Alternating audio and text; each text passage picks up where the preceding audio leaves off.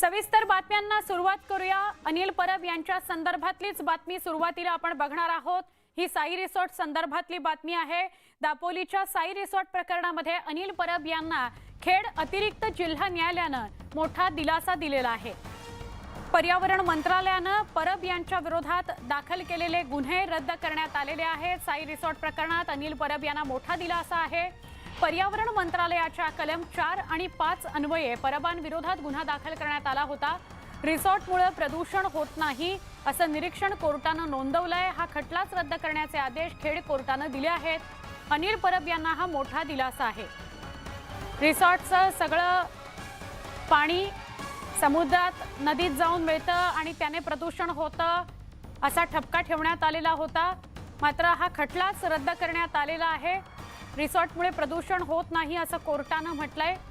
त्यामुळे पर्यावरण मंत्रालयाचा गुन्हा रद्द करण्यात आलेला आहे। साई रिसॉर्ट प्रकरणात निदान हा अनिल परब यांना छोटासा दिलासा म्हणता येईल।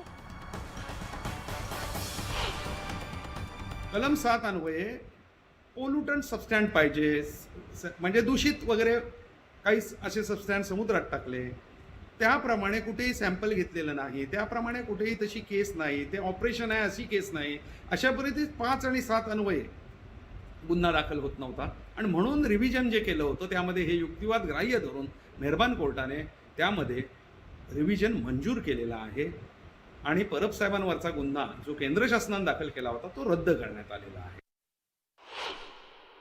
रिसॉर्टचं पाणी समुद्रात जात नाही, कुठल्याही प्रकारचं रिसॉर्टमध्ये काम चालू नाही आहे, रिसॉर्ट बंद आहे।